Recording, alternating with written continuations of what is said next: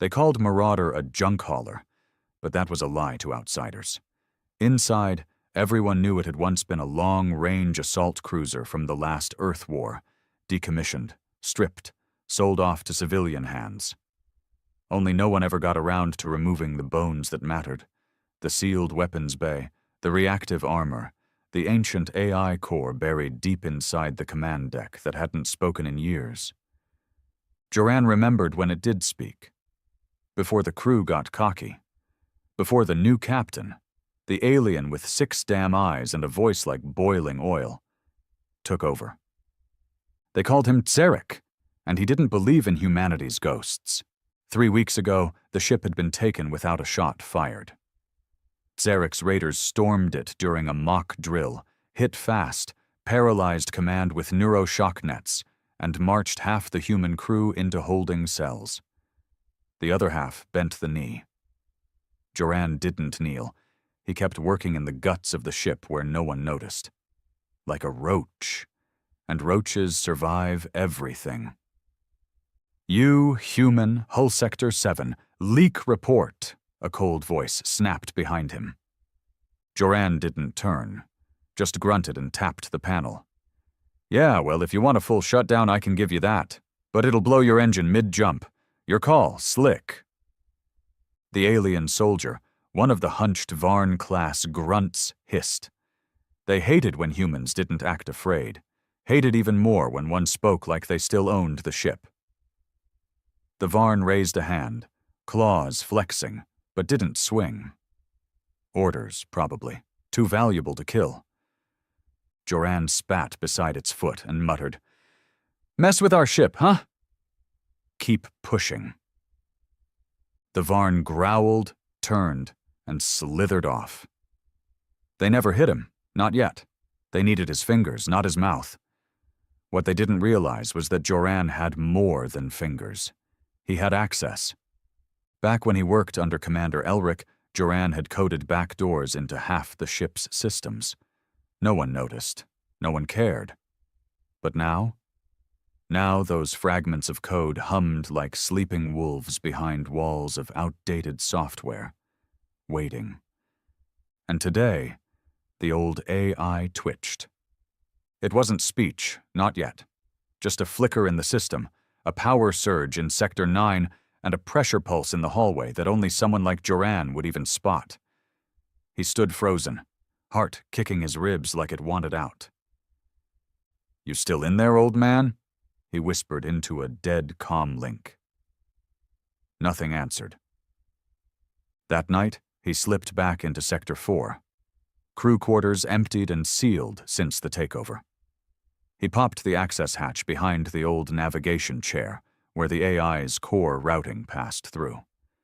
He ran his fingers along the conduit. "Wake up, you stubborn bastard," Joran muttered. "They've taken our ship."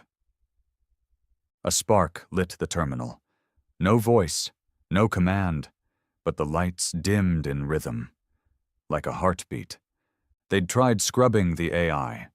Zarek's techs, smarter than most, had run virus sweeps, logic traps, purge commands. They never understood the Marauder wasn't just a machine. It had survived orbital firestorms. It had killed mutineers. It once held position while a black hole chewed on its flank. And now it was angry. The AI's core clicked. For the first time in 5 years, the emergency weapon logs unlocked, hidden deep under system diagnostics. Joran's eyes widened. Then a voice, rough as gravel and cold as deep space, cracked through the speaker. "Joran Maddox, confirming biometric match. Are we at war?" He exhaled. "Yeah, we're at war." The lights flared. From that moment, the Marauder stopped being a ship. It became a weapon again. And for the poor bastards walking its halls like they owned it? They'd just lit a fuse. The AI's voice crackled again, this time more fluid, more sure. "Joran Maddox, access restored. Combat protocol standing by. Damage report. 37% systems degraded. Command hierarchy collapsed, awaiting directive." He sat back on his haunches, heart hammering like a failing engine. His fingers shook as they hovered over the manual keyboard. "Then let's start small," Joran muttered. "Diagnostics only. Nothing obvious. We poke the wound, not blow it open." The screen flared, and data surged across it. Familiar lines of code Joran hadn't seen in years. Hidden subsystems, cryostabilizers, drone bays, even partial reactor override. He typed, "Fast, query, enemy presence aboard? Priority, stealth confirmation only." The reply came within seconds. "Life forms on board, 172. Species, Varn, 112, Jaraka, 14, humans, 46. Status, 28 humans in confinement, 8 dead, 10 missing." Joran read that twice. 10 missing. They weren't in the brig, weren't accounted for. They'd either escaped, died somewhere the Varn hadn't logged, or were playing Ghost just like him. Hope tightened in his chest. Not alone. Maybe. He exhaled through his teeth. "Let's keep feeding them rope." He backed out of the system, locked the panel, and reattached the rusted grating. As he left the room, he moved like a man with oil in his blood and vengeance in his lungs. The ship corridors stank of Varn musk and the sour metallic scent of disrespect. They strutted like they owned the place, rifles slung low, speaking in guttural clicks and snarls. Most of them ignored him. He wore a busted utility belt and the old Hull Tech uniform, faded gray and piss-stained. He looked like nothing. That was the point. He slipped past engineering and ducked into an old shaft between the coolant tubes. This was the shortcut to Deck 6, near the brig. He crouched in the shadows, listening. 2 guards were posted at the sealed brig doors. Varn enforcers, bigger, heavier, armored like exoskeletal bulls. No way through without alerting every alien on board. But Joran hadn't come to start a war, not yet. First, he needed allies, survivors, people who remembered what this ship used to be. He pulled a transmitter chip from his boot. Old school, analog, untraceable.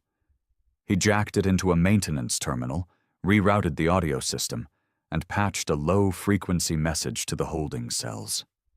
He whispered, "If you're human, and you're hearing this, the ship remembers. You're not alone. If you want to take it back, be ready. 300 hours. Look for a fire signal." Then he killed the line and vanished down the shaft. He reached his bunk 3 hours before the false dawn, the light cycle the Varn installed to simulate time. Joran never followed it. He hadn't slept in sync with the ship since it fell. His rest came in jolts, 20 minutes here, an hour there. Dreams came fast and cruel, old battles, screams, Earth burning in the upper atmosphere while the fleet ran. He woke before the alarm. No time for fear now. Just movement. He made his way back to engineering, eyes low, avoiding all attention. When he reached the old sub-reactor console, he peeled back the panel and tapped into the core interface again. "AI, status report. Fire signal prep."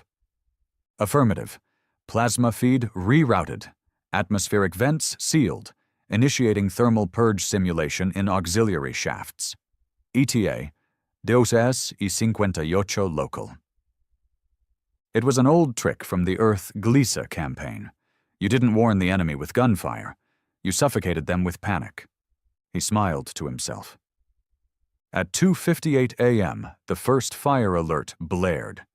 Red lights flared in Corridor Delta 7, near the mess hall where most Varn grunts slept.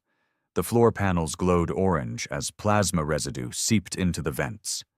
Smoke, non-toxic, artificial, but real enough, curled out in thick coils. Varn voices screeched and barked in confusion. Alarm klaxons blared from 4 directions. Joran activated internal lockout codes on every third blast door. Confusion doubled as sections sealed at random. AI, he barked through clenched teeth. Vent sections Bravo and Delta. Blackout lights.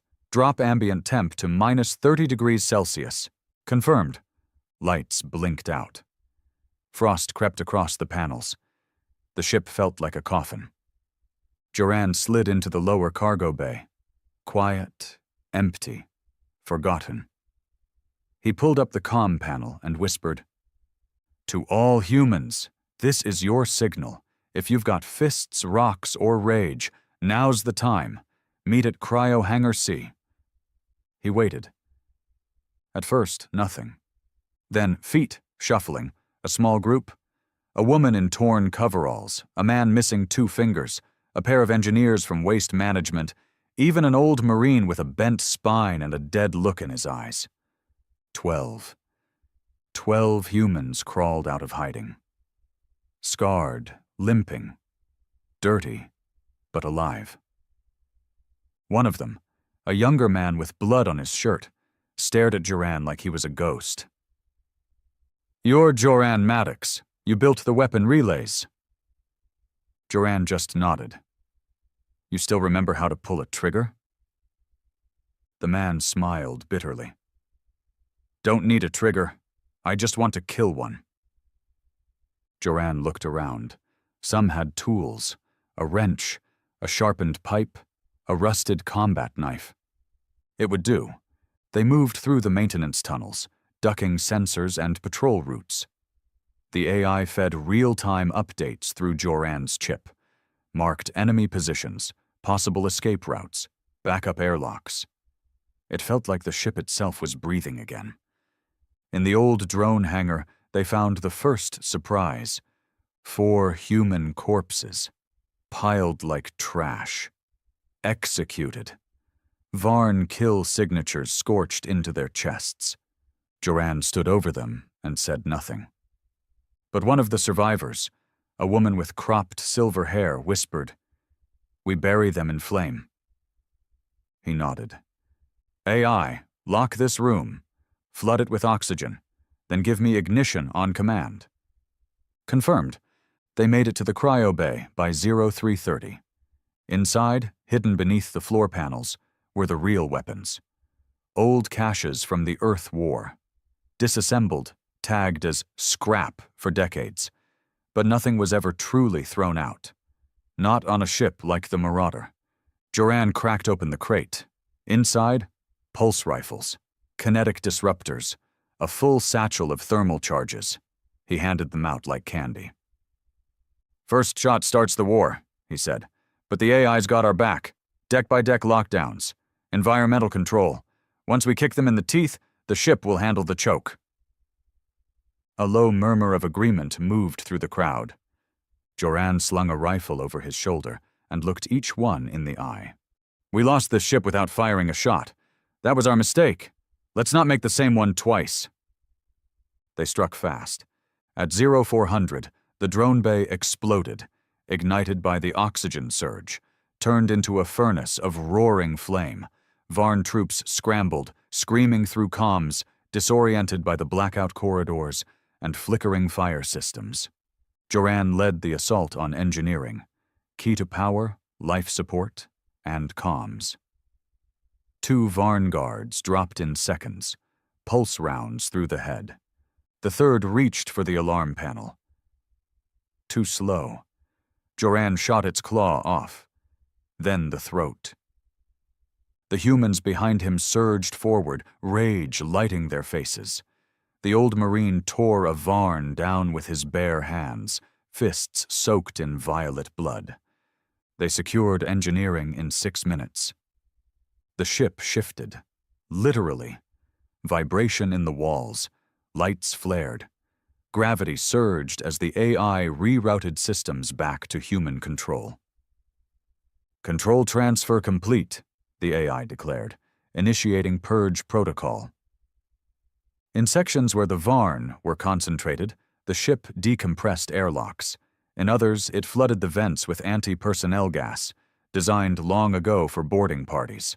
The shrieks that followed were inhuman. Joran didn't flinch. He simply moved to the next hallway, rifle raised, ready to finish what the ship started.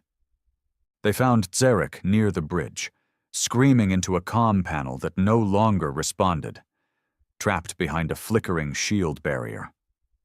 Eyes wild, 6 arms splayed in fury. "You think this is victory?" he hissed through bloody teeth. "You'll die with this ship." Joran raised his rifle. "No," he said. "We live in it. You die with it." He fired. By sunrise cycle, the ship was theirs again. Out of 112 Varn invaders, only 7 survived, and only because the AI opened the rear airlock and launched their bodies into space. A message. The bridge was reclaimed, systems restored. Every human aboard stood in silence while the AI pulsed one last message across the internal comms. Marauder. Status. Sovereign. Intruders removed. Command restored to humanity. Message to all who dare enter again. Mess with humanity's ship? Don't say you weren't warned. The silence after battle was never peaceful. It was haunted. The corridors of the Marauder no longer echoed with alien footsteps or foreign tongues. Now it was just humans, limping, wounded, blood-soaked and hollow-eyed, moving through their own ship like strangers inside a corpse. Joran stood at the bridge viewport, watching the stars. They weren't moving. No FTL jump, no signal beacon. They were dark, drifting in an empty sector. Quiet. Too quiet. Behind him, the AI crackled with life. "Joran Maddox. Enemy presence. Eliminated. Hull integrity, 71%. Reactor output stable, awaiting further instruction." He rubbed his face with both hands, exhausted. The blood on his knuckles wasn't dry yet. "Run deep scan. Long range. Anything in our wake?" Scanning. 1 moment. Proximity alert. Ship detected. Unidentified class. Distance, 4.2 astronomical units. Trajectory, intercept. ETA, 11 hours. He turned. "Are they Varn?" Negative. No known species match. Ship construction, hybrid alloy, fusion engines. Human design elements present. "Human?" He narrowed his eyes. "Partial. Tech divergence suggests colony integration. Origin unclear. Weapon systems active. Shields raised." That was all he needed to hear. "Bring up the tactical," Joran ordered. The AI projected a schematic across the main console. The enemy ship was smaller than the Marauder, sleeker, but its energy signature pulsed hot. Armed and ready. Someone was coming, and they didn't bring flowers. By the 3rd hour, tension thickened like oil. The survivors gathered in the command lounge, 34 now, counting 2 wounded who wouldn't walk again. The woman with silver hair, her name was Dana, leaned forward, knuckles white on the table. "We just got this ship back. We're not giving it up again." "Don't be stupid," growled the ex-Marine, Cole. "You think we can go round 2 without rest, without food, without half our weapons?" "We hold it," Dana said, eyes sharp, "even if we have to throw their bodies out piece by piece again." "Enough," Joran said quietly.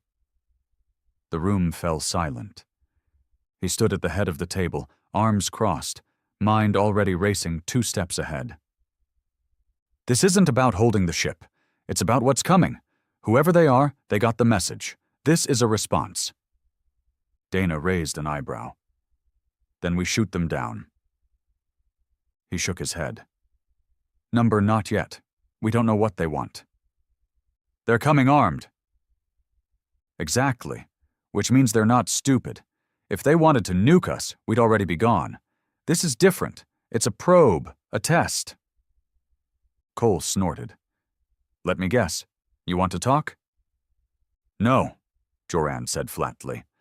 I want to lie. An hour later, the Marauder was staged for first contact. The bridge lights were lowered. Weapon systems remained offline, visibly. But under the surface, the AI had all turrets armed and every missile bay primed. Stealth fields masked the heat signatures. They'd appear disabled, vulnerable, drifting. The enemy ship entered visual range, a jagged, angular design, scavenged hull plating, patched armor, mismatched thrusters. Not Varn, not pure human either. Something in between. Pirates, colonials, rogue operators? The AI broke the silence. Incoming hail request. Joran nodded. Patch it through.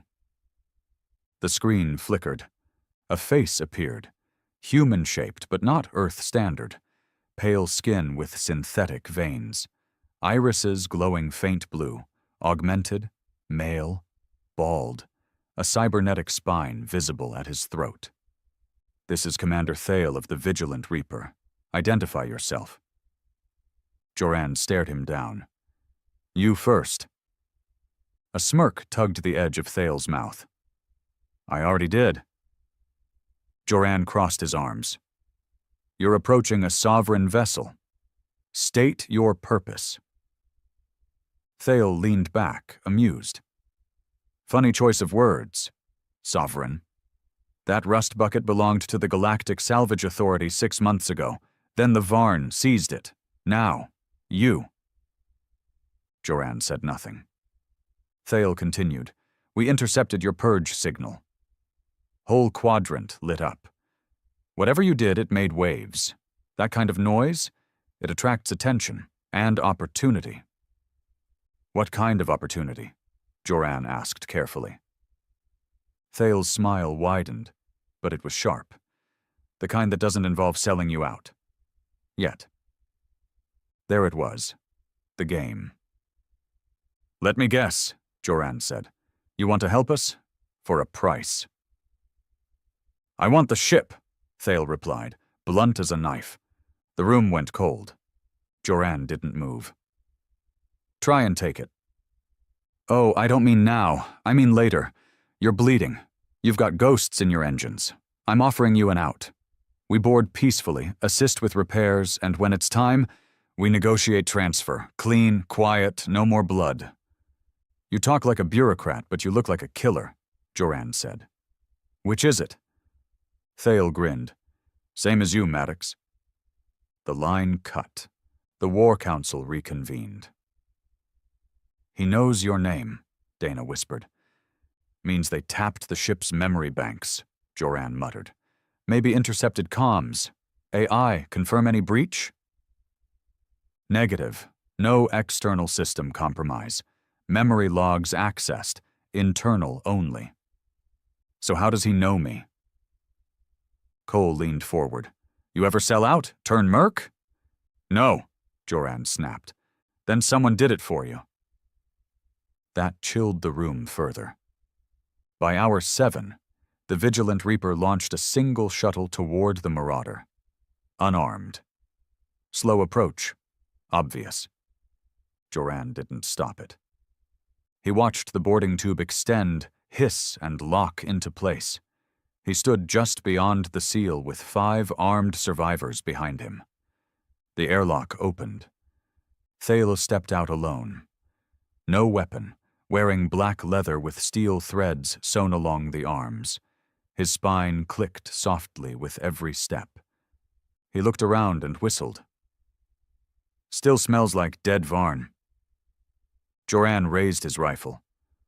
One wrong twitch and your spine decorates my console. Thale chuckled. Relax, I came for a conversation, not a firefight. He walked the corridor like it was already his, like he was seeing his future. Truth is, I admire you, Maddox. You took back a stolen warship with a dozen broken people and an AI from the Stone Age. That takes grit, balls, fury, the kind of fire we like. We? My crew, my network. I run with the Ash Pact, Maybe you've heard of us." Joran had. The Ash Pact was a mercenary syndicate based out of the Cerberus Rift, mostly ex-military, ex-colonial. Some called them terrorists, others called them freedom fighters. Everyone called them dangerous. "You work with slavers," Dana snapped. Thale turned, smile fading. "We sell slavers. Difference." Joran raised a hand. "Enough. Why are you here, really?" Thale's face darkened. "Because the Varn will come back, and not with a raiding party next time, with a fleet. This ship humiliated them. That's not something they forgive." "We'll be ready," Joran said coldly. "No," Thale replied. "You won't. Not alone. But with us? Maybe." "You want us to join you?" "I want the Marauder, one way or another. But if you join us, you get to keep breathing while we fly her." Joran stepped forward, rifle down but voice razor sharp. "You don't get it, do you? This ship doesn't belong to you, or the Varn, or the Pact. It remembers what it was built for, and it remembers who it was built by." Thale raised an eyebrow.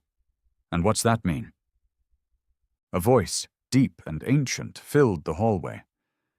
"This vessel belongs to humanity. Those not aligned will be neutralized." The AI had spoken. Loudly. Thale flinched, then laughed. "You reactivated the War Core. You crazy bastard! This ship is alive." Joran stepped in close, his voice low. "You've got 10 minutes to get off my deck. After that, this ship decides if your shuttle ever leaves." Thale stared at him. Not amused, not smiling, calculating. "You'll regret this," he said quietly. "Probably," Joran replied. "But I'll regret it as the man who still owns his ship. You? You'll be floating home in a cargo box." Thale turned, walked back to the airlock without another word. 10 minutes later, the shuttle undocked. Joran watched it vanish into the dark, trailing quiet hate behind it like a comet. Incoming message, encrypted sender, unknown, relayed through 14 nodes. Content: "You've made enemies, Maddox. That ship is worth more than you, more than Earth. Sleep with your eyes open." He deleted the message. But he didn't sleep that night. Instead, he stood on the bridge alone, watching the stars. He whispered to the ship, "You ready for what comes next?" The AI responded without hesitation. Always. The mess hall felt like a morgue. Steel tables lined with bruised and bandaged survivors, most too tired to speak. Dana sat at one corner, eating what passed for protein paste from a rusted ration tin. Cole stood against the wall, arms crossed, scanning every movement like he expected betrayal to walk in at any moment. Joran entered with a datapad and silence. Everyone stopped what they were doing. He set the pad down and let the image speak for itself. A satellite scan, infrared, dull blue and green, a Varn staging outpost on the edge of Sector 5-9, 10 light-years away, recently built, half complete, heavily active. "That's where the next strike comes from," Joran said. Dana leaned forward. "How sure are we?" "The Marauder's AI intercepted encrypted signals during the skirmish. Varn tactical codes. This outpost's ID was embedded in a transmission marked retaliation wave. They're building up forces, fuel depots, living pods, weapons caches." Cole cracked his knuckles. "Then we hit it first." Joran nodded slowly. "Exactly. If we let them move first, we'll be outnumbered. But if we strike fast, hard, we knock their legs out before they can stand." Someone in the back muttered, "We've got 34 fighters, half of them limping." "You're talking about raiding a Varn war nest?" Joran met their gaze. "I'm talking about reminding the Varn, and everyone else, that humanity doesn't wait for permission to survive." He tapped the datapad.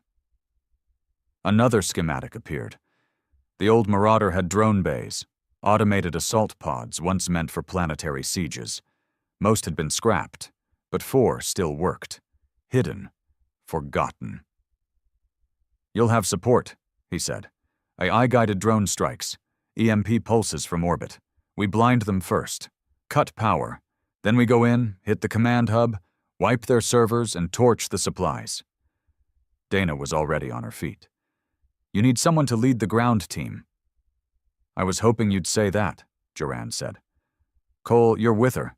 You know how the Varn think." "Unfortunately," Cole muttered.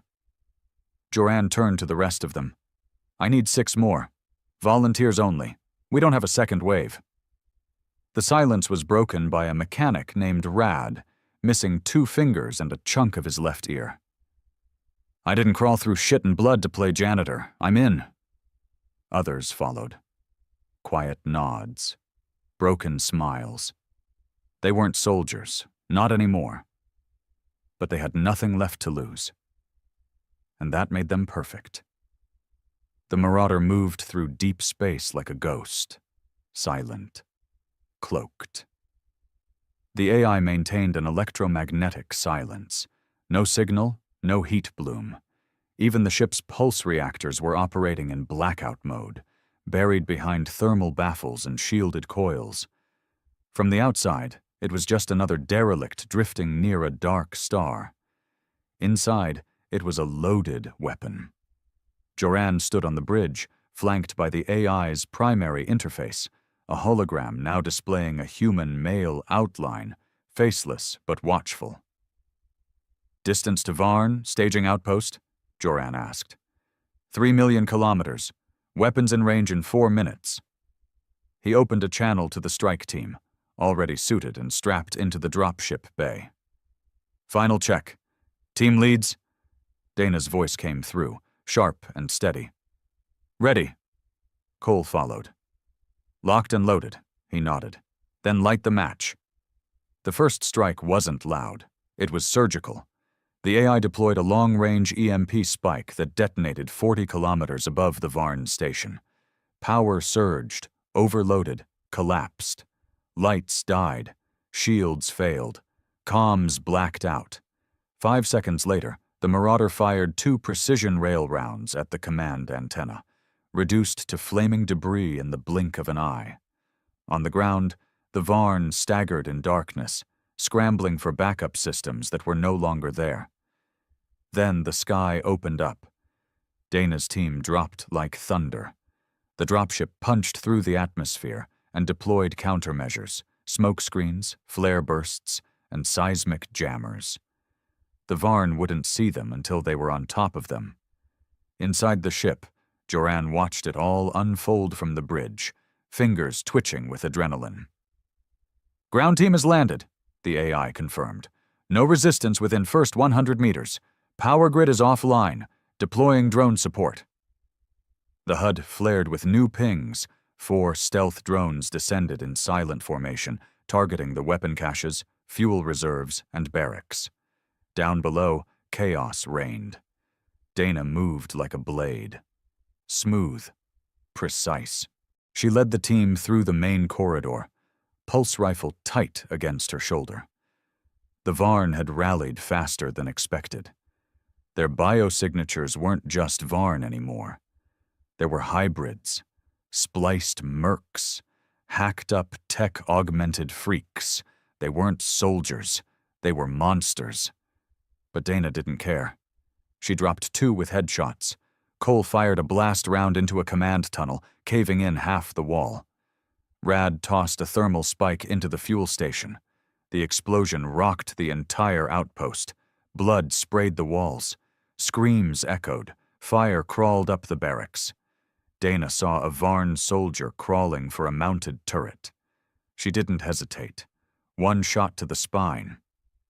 The alien twitched and died, sparks bursting from its cyber-rigged armor. "Command center 60 meters east," she shouted. They pushed forward, carving a bloody path. Behind them, the drones detonated. One by one, the outpost's major systems went up in flames. On the bridge, the AI flickered. "Incoming transmissions," Multiple vessels approaching. Joran snapped to attention. Identity? Ash-packed vessels, 4 signatures. Estimated arrival in 20 minutes. His stomach twisted. They'd followed the Marauder. Or maybe they'd followed the signal from the Varn's collapse. Either way, they were coming. He opened a channel to Dana. Extraction in 15. Ash-packed is en route. Her voice came back without fear. We'll be ready. The team reached the command hub. It was locked. A Varn officer had sealed himself inside, barricading the door with magnetic clamps and bulkhead welds. They could hear his screeching voice through the reinforced steel, ordering reinforcements that would never arrive. Cole slammed his shoulder into the door. Nothing. Dana glanced at the drone hovering nearby. Aye, she said, breath ragged. Override the hub seal. Route command through drone interface. Override accepted. Command hub access in 10 seconds. The locks clicked. The door slid open. The Varn officer screamed. It lasted 3 seconds. Cole walked out, wiping blood from his armor. Dana raised her comm. Joran, we've got the core. Upload all data, then burn it. Confirmed, the AI replied, extracting full system logs, Varn fleet routes, supply lines, and command hierarchies. Joran felt it in his bones. They were punching holes in an empire. The team exfiltrated under fire. A surviving Varn pack had regrouped at the north exit. 6 of them. Tall, armored, bleeding rage. Dana led the push. Rad took a shot to the shoulder but kept moving. Cole slammed one Varn to the ground and crushed its windpipe with a boot. By the time the dropship returned, the outpost was burning. They lifted off with fire trailing behind them. Joran stood on the flight deck when they landed. Dana stepped out, helmet off, soaked in sweat and someone else's blood. She didn't speak. She just handed him the core drive. Joran stared at it, then at her. You good? She gave a single nod. Better than them. 2 hours later, the Marauder was gone. The AI detonated the outpost's fusion core remotely. The blast erased everything. Logs, corpses, shame. A message written in ash. But the ash-packed fleet was near. Too close. Joran watched their ships appear on long-range scan, 4 black silhouettes. He stood at the helm. Cole walked up beside him. You think they'll talk this time? No. Good, Cole said. I'm tired of talking. The Marauder raised shields, charged weapons. Joran gave the order. Let them see what happens when you threaten something human. And the galaxy watched, again, as fire answered arrogance. The bridge smelled like ozone and old blood. Joran Maddox stood in the center, jaw locked, eyes scanning the approaching ships on the holographic star map. They moved in a tight formation, deliberate, predatory. The Ash Pact wasn't coming to negotiate. They were coming to take. Enemy vessels at 600,000 kilometers, the AI reported calmly. Weapons powered, no hails issued. Cole crossed his arms, standing behind the weapons console. Guess that's our answer. Dana leaned over the tactical screen. 4 ships, 2 destroyer class, 1 light carrier, 1 frigate with flanking thrusters. That carrier's housing drones, probably shield breakers. They're here to strip us and float the bones, Joran muttered. Same playbook they use on fringe colonies. Cole cracked his knuckles. Then we break their fucking playbook. Joran took a breath, slow and deep. AI, options? Minimal chance of surviving a direct confrontation. 4-to-1 odds. They outgun and outclass us. Joran didn't blink. Then we stop playing fair. He turned to the crew gathered around the edges of the bridge. Every survivor, every fighter, mechanic, medic, and tech who stood with him when no one else would. We don't win this by standing still. We hit fast, we hit dirty, and we hit where it hurts. This isn't a battle. It's a message.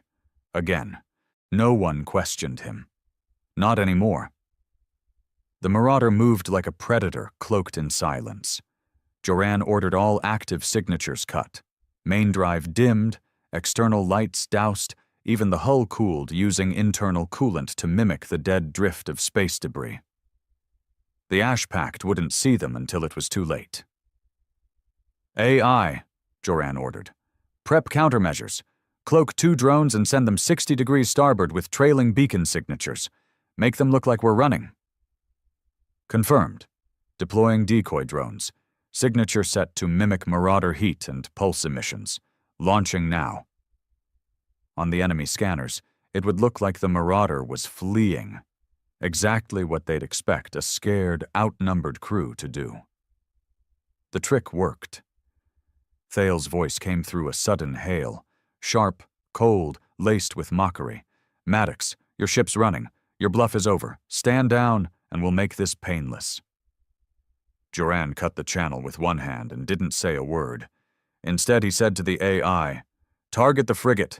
Their eyes and ears. EMP burst. Then we got them.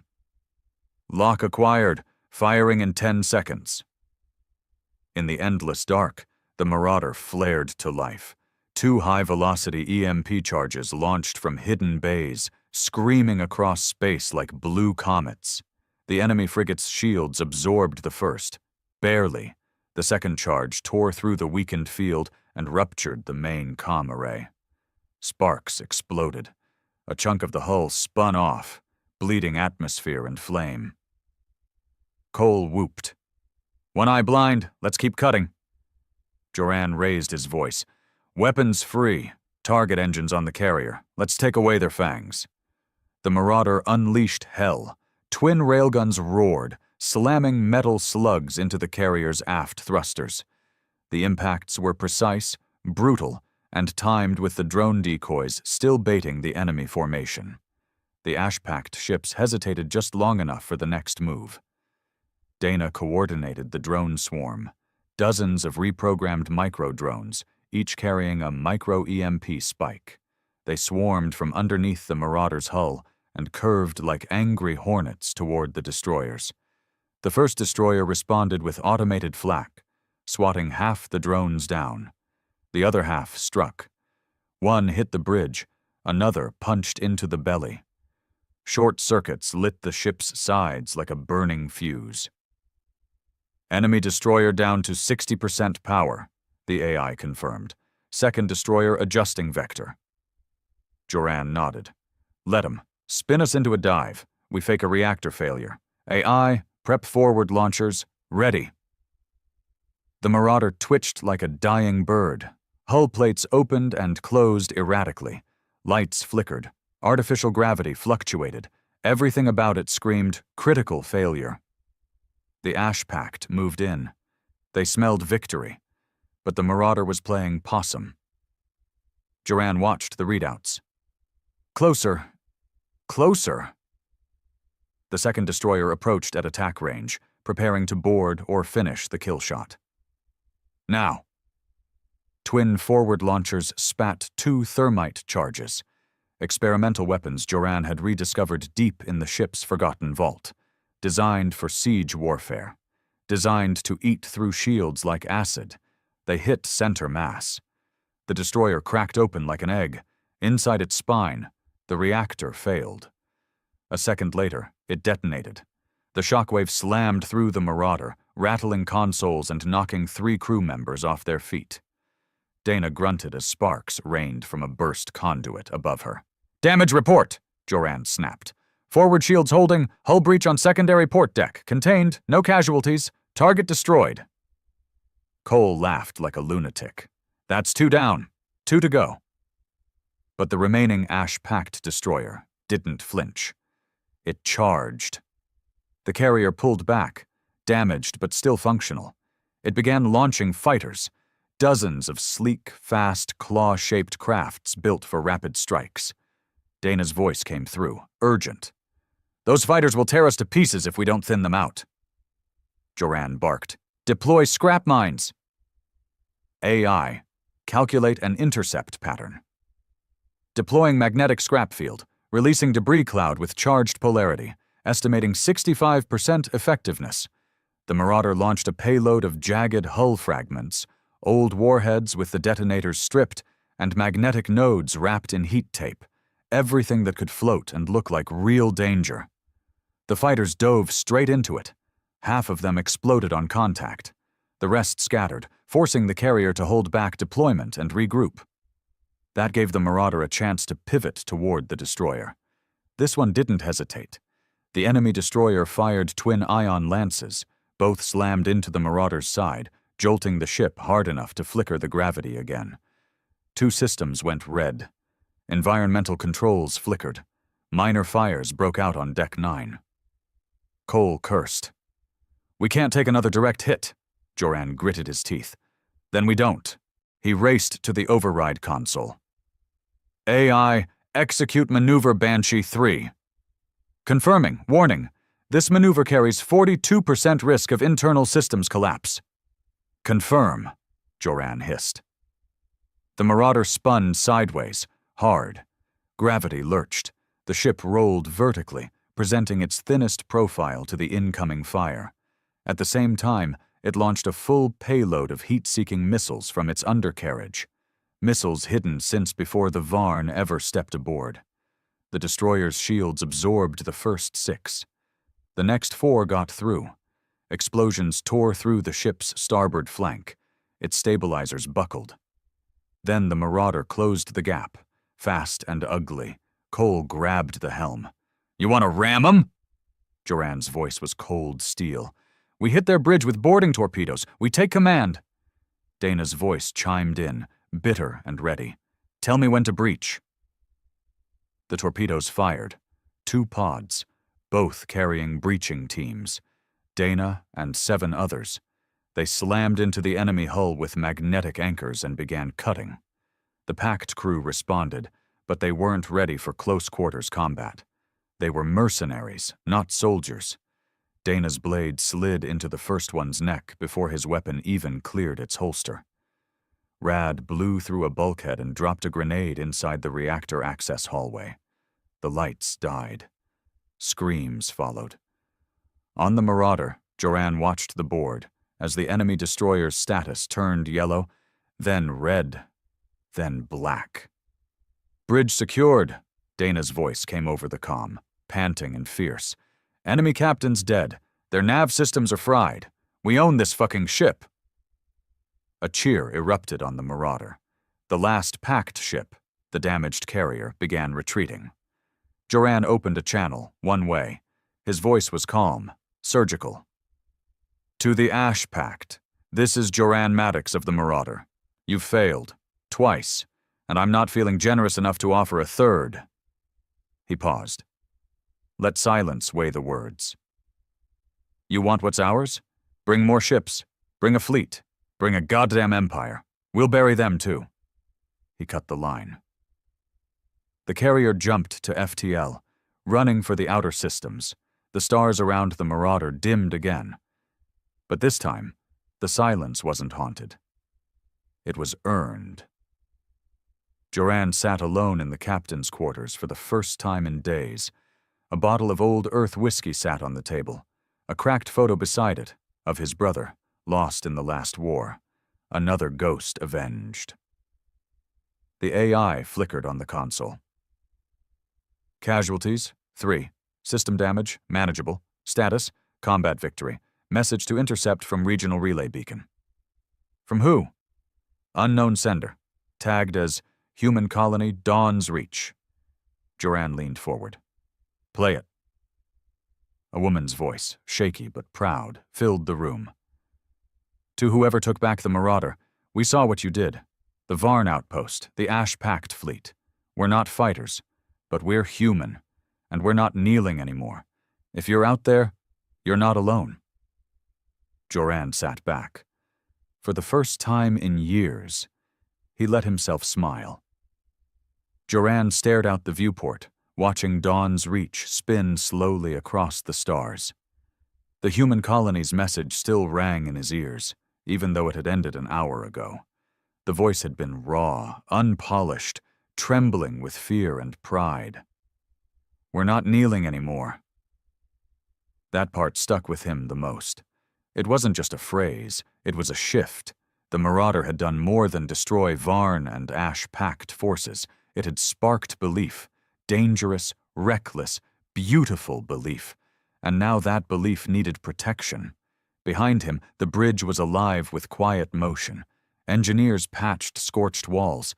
Medics moved between wounded crew who refused to lie down. Dana stood over a console, arms crossed, eyes scanning comm relays. She turned without smiling.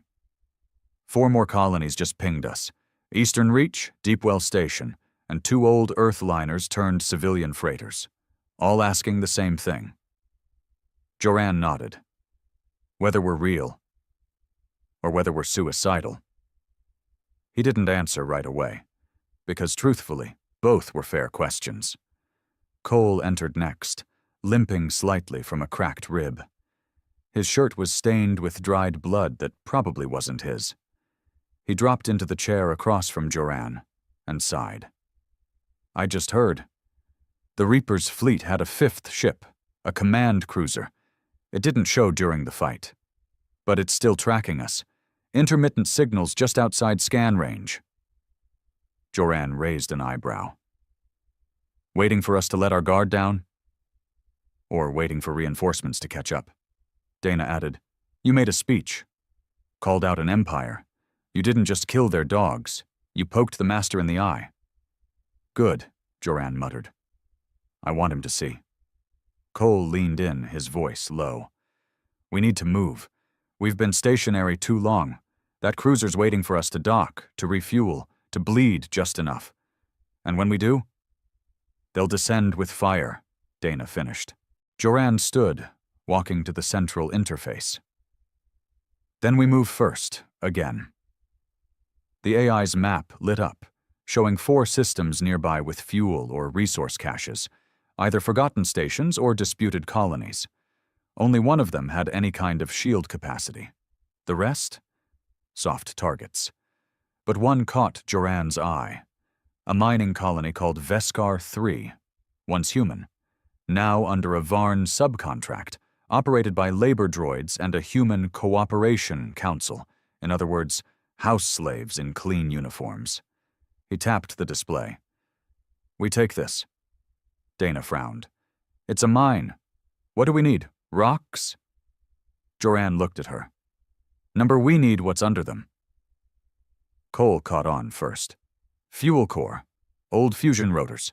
If they're running a Varn-grade strip operation, that site has 2nd-gen isotopes under lock. Exactly, Joran said. Enough to fuel Marauder for a month, boost our shields, and, if we reroute enough, prep for something bigger. Like what? Dana asked. Joran stared at the screen. Like holding territory. Not just running, not just hitting and vanishing. We plant a flag. That word, flag, made her go quiet. The crew had been surviving, escaping, striking. But claiming? That was dangerous. That was real war. Veskar 3 sat in the shadow of a red gas giant, ringed with debris and half-finished satellites. The mine operation was planetary side, with 2 landing zones, a central processing plant, and a lightly defended command bunker. No warships, 1 patrol craft, Varn registered but automated. Joran and the crew watched from orbit, hidden in the atmosphere of a nearby moon, cloaked and silent. Life signs? He asked. Estimate, 64 humans, 18 Varn enforcers, 41 droids, passive security net operational. Any heavy weapons? Negative, surface-to-air defense is minimal, no fleet support detected. Perfect. They'd hit hard, fast, a single strike operation. But this wasn't just a raid. This time they weren't leaving after the smoke. The plan was simple. Disable comms. The Varn couldn't call for help. Cut power to the drones. That meant knocking out the fusion relay buried beneath the refinery. Storm the bunker. Capture or kill the Varn command and broadcast control. It would take 10 humans. That's all. The rest would stay on the Marauder. Keep watch for the 5th packed ship lurking in the void. Joran led the strike team himself this time. "I need to see the dirt," he'd said. "I need to look these people in the eye." Dana wanted to argue. She didn't. She knew the look in his face, the one he wore the day they retook the Marauder. The drop went smooth. No alarms, no resistance. They landed behind a shipping bay, moved between stacked cargo containers filled with plasma cutters and metal slabs. The mining operation had been busy, just not expecting war. Joran signaled the first strike. Rad planted an EMP mine beneath the comm tower. It blew without a sound, just a flicker of light and a sudden power sag across the base. Lights dimmed. Drones froze mid-stride. The refinery stopped humming. Then the screams started. Varn enforcers emerged from the bunker, snarling and confused. One got a shot off before Rad dropped it with a round to the throat. The others weren't as lucky. Pulse fire laced the air. One human went down, a mechanic named Laren, barely out of his 20s. They carried him forward, because leaving bodies behind wasn't the kind of message Joran believed in. Inside the bunker, the human council waited, and cowered. They weren't leaders, just collaborators. 5 of them. Clean clothes, nervous hands, all of them wearing badges with the Varn crest. One stood, trembling. We were told this station was neutral. We provide quotas, maintain peace, keep the order." Joran shot the badge off his chest. "Peace?" he spat. "You let your people be worked to death while you sat in filtered air and drank imported wine." "We were trying to survive," another cried. "So are we," Joran said. "But we didn't sell our spine to do it." He turned to the team. "Put them in holding, all of them. Let the miners decide what they're worth." 30 minutes later, the Marauder descended through the clouds and landed at the far edge of the base. When the miners saw the hull, they didn't cheer. They didn't run. They stared. It wasn't just awe, it was disbelief. A legend, broken, hated, ghosted, now parked outside their prison, a warship with teeth, a warship that had won. Joran stood on a cargo crate with a loudspeaker and told them everything.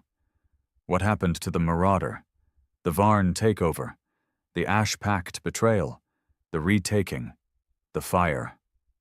He ended with one line. "You're free. But that comes with a price. Now you have to act like it." Some wept, some cheered.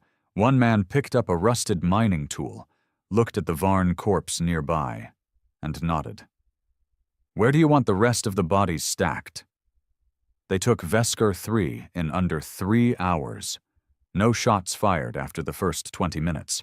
No survivors on the Varn side. The mine was theirs.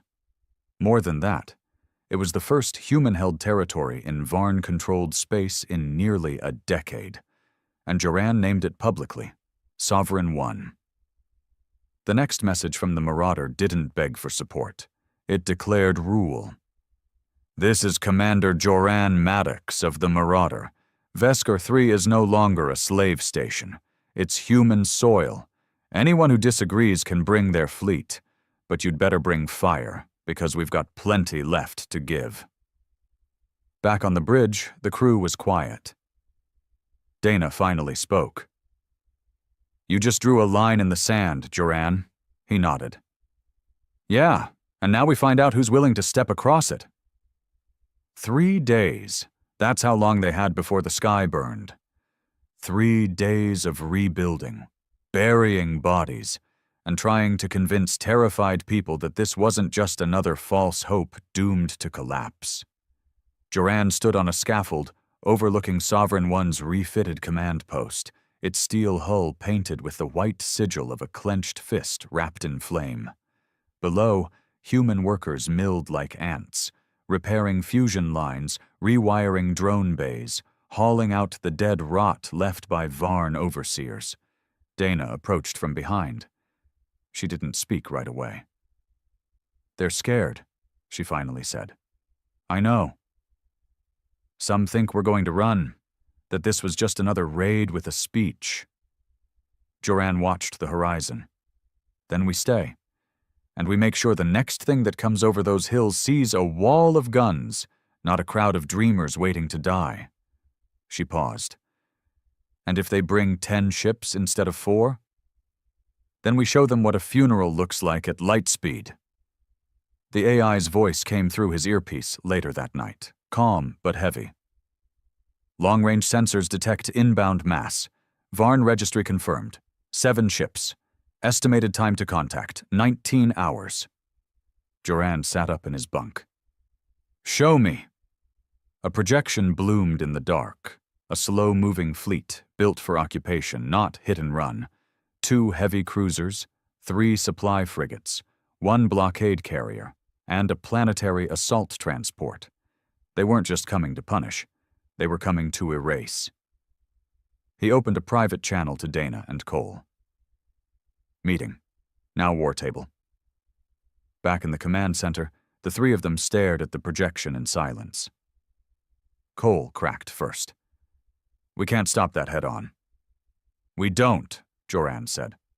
We hit around it. Dana frowned. Meaning? We let them land, he replied. Let them bring their arrogance down on the surface, start marching like they've already won. Then we carve their support lines from the sky, trap their boots in the mud, and turn Sovereign into their coffin. Dana said nothing, but her eyes burned. Cole leaned forward.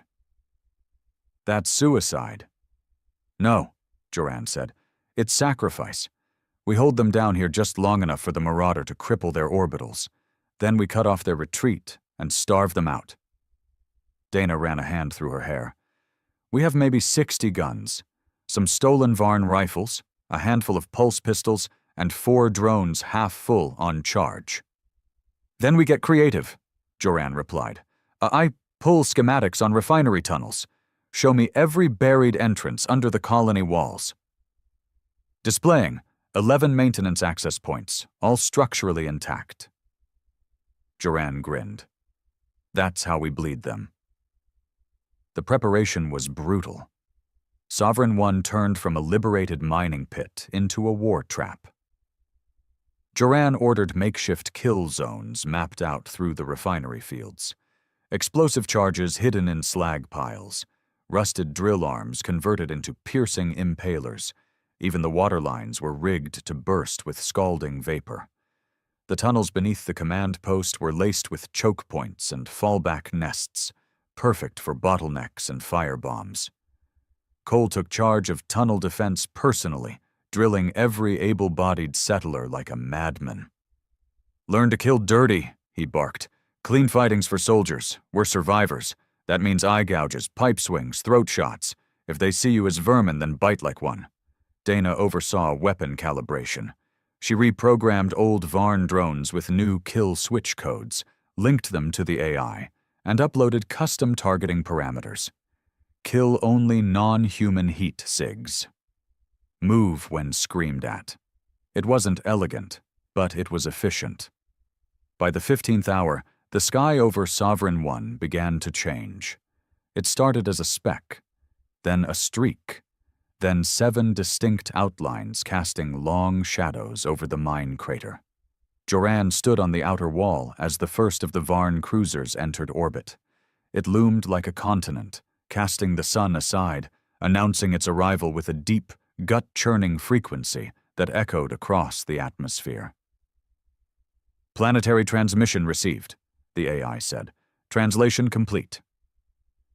The voice came through the speakers, in that guttural, snarling tongue Joran had learned to loathe.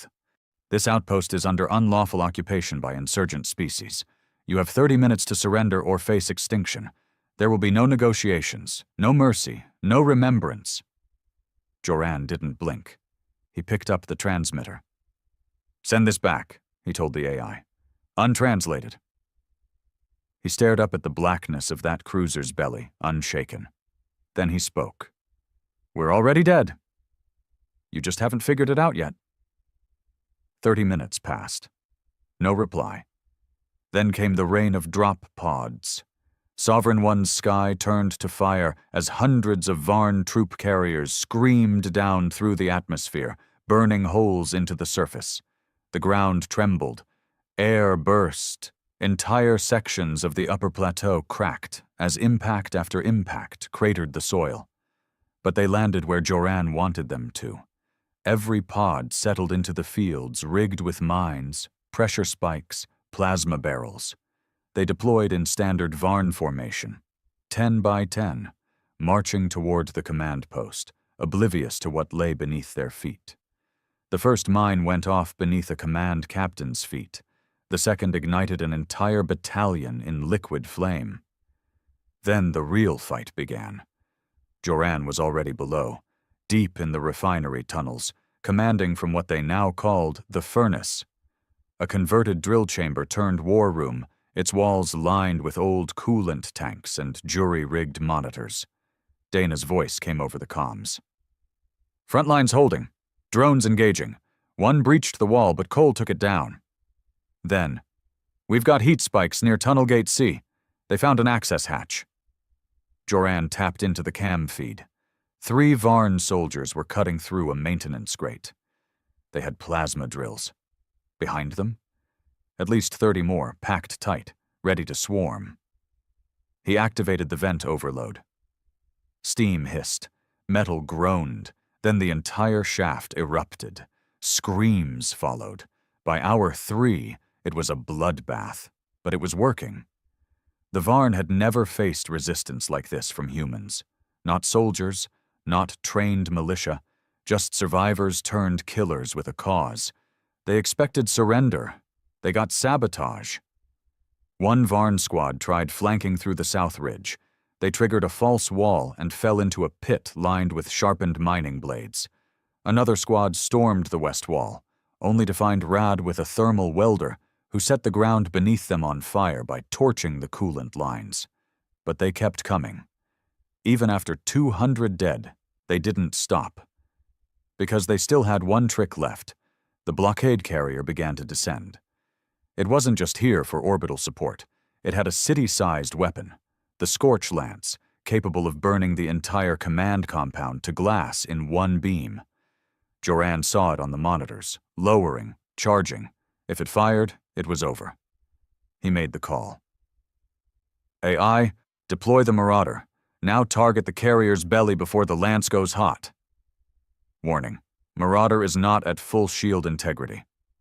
"I don't care. Get my goddamn ship in the sky." The Marauder rose like a phoenix from its lunar cradle. Its hull still scarred, its systems patched, but its core burning. The AI moved it with precision, straight into the upper atmosphere, thrusters screaming, missile bays open. The Varn carrier didn't expect the ship to come to them. They hesitated, and that hesitation cost them everything. The Marauder fired 2 cruise rounds into the lance core, shattering it in mid-charge. The explosion lit the sky for miles. Chunks of Varn hull fell like meteors. Below, every human in Sovereign One looked up and knew one thing. They had survived. By nightfall, the Varn routed. Those who could still walk fled back to the pods. The rest burned. The remaining orbitals withdrew. No final message, no threat, just silence and fear. Joran walked the surface alone after the last drone was deactivated. Charred bodies, craters, smoke, but also walls still standing, flags still raised, and people still breathing. Later, in the furnace, the AI brought him another signal. From Deepwell Station, encrypted relay, contents, battle footage, message from Station Council. He opened it. To Maddox and Sovereign One. We saw what you did. The fire, the stand. We have ships, rusted but flyable. We have people, scared, but willing. We are coming. Humanity wasn't just watching anymore. It was moving, and the stars would never forget what happened on Sovereign One. The stars above Sovereign One had changed. Where once there was silence, now came signals. Dozens of them, one after another. From fringe worlds, mining colonies, derelict trade routes, even outlaw fleets. Some were encrypted, others crudely broadcast, most trembling with uncertainty. But they all said the same thing. "We saw you. We're ready. Tell us what to burn."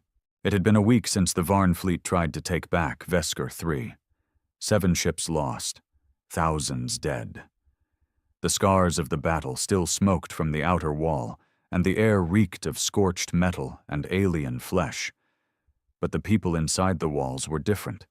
They stood straighter, looked each other in the eye, worked harder. They believed. And belief, real, raw belief, was more dangerous than any army. Joran Maddox stared at the incoming message feed, hands on either side of the console. Dozens of red tags blinked across the tactical map, each one a potential ally or enemy, or both. Dana entered the room quietly, carrying a data slate. "They're rallying, Joran," she said. "Deepwell Station confirmed they're launching 3 gunships. Old Earth tech, but functional. Something called the Nomad Fangs are offering 5,000 mercs. No allegiance, just want to kill Varn. And..." She flipped the slate. "There's something else." Joran turned. "They're calling us the Sovereign Line," she said, frowning. "A movement." He didn't answer. "You started this," she added, not unkindly. "No," he said. "The Varn started it. I just stopped kneeling." Cole barged in next, all bark and no patience. He looked like he hadn't slept in 2 days. "Something's wrong. We intercepted a relay from the Varn High Council. They've stopped issuing patrol commands in this sector." Dana raised an eyebrow. "They're retreating?" "No," Cole said, eyes hard. "They're stalling, waiting." "Waiting for what?" Joran stepped between them, voice cold. "Retaliation," he said.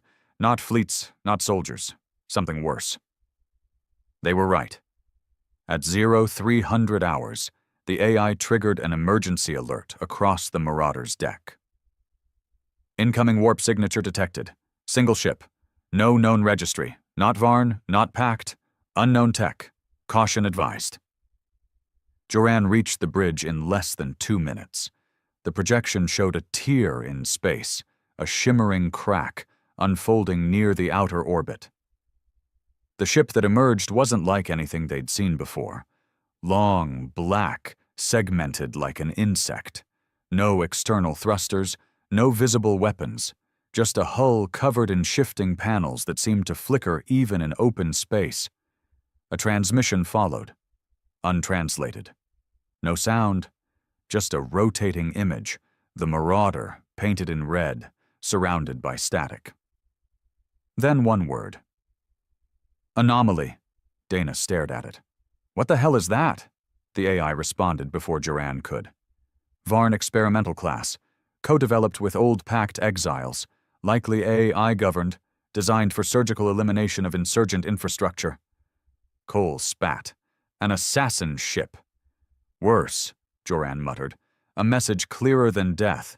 They're saying we're not worth conquering anymore. We're something to be erased, scrubbed, forgotten." Dana looked pale. "What's its weapon?" The AI's silence lasted 3 full seconds. "Unknown, but analysis suggests a core-based fusion destabilizer, likely capable of reducing planetary surfaces to uninhabitable slag." Joran didn't flinch. "Can it take Sovereign 1? "Alone, no. But if it targets our core infrastructure and succeeds, it doesn't need backup." Cole paced like a caged animal. "Then we don't wait for it to strike." Joran turned to the console. "Target that ship, all forward batteries, no mercy." The Marauder burned through the upper atmosphere like a vengeful god. It was scarred, patched with stolen Varn plating, buzzing with human-engineered madness. But it moved with purpose. The assassin ship didn't retreat. It simply hovered, waiting. The first missile barrage was fired at extreme range. 4 rounds, 2 kinetic, 2 plasma, all 4 disappeared mid-flight. No explosion, no debris, just gone. Joran gritted his teeth. AI, explain. Target is emitting temporal distortion. Weapons are being caught in a micro-time phase and displaced. Then we get close. Warning. Risk increases exponentially inside the field. I don't care. He stood. This is our home, our line. We end it now. They dove straight into hell. The Marauder flew into the distortion field at full throttle, its hull groaning under the stress. Lights flickered. Panels sparked. Inside the bridge, time itself rippled. Joran blinked. And for a second, he was standing over his brother's grave back on Mars. Blinked again, and he was watching the Marauder burn in the Varn ambush. A third blink. He was old, dying, forgotten. Focus, he roared. Dana screamed, gripping her console. It's not just tech, it's weaponized memory. The AI's voice fractured and returned. Mental distortions at 42%. Recommend anchor protocol. Execute grounding override. Do it. Grounding initiated. Neural dampeners online. The lights snapped back. Everyone gasped. Hearts racing. Sweat dripping. But they were still alive, and still inside the beast's jaws. The assassin ship opened. Panels along its belly peeled back like rotten petals, revealing a pulsing orb of white light. It wasn't just energy. It was erasure. The kind of power that didn't explode. It simply unmade. Cole didn't wait. He triggered the last remaining warhead they had in storage, an unstable nuclear slug designed to melt cities. Firing! He shouted. This time the weapon struck. It didn't destroy the ship, but it cracked the orb. Enough to make it pulse wildly, enough to break the phasing field. Now, Joran shouted. Full barrage. They let everything go. Missiles, beams, slugs, rail spikes. And this time, nothing disappeared. The assassin ship split apart. The shockwave knocked the Marauder sideways. Panels tore free. A fire burst from the starboard wing.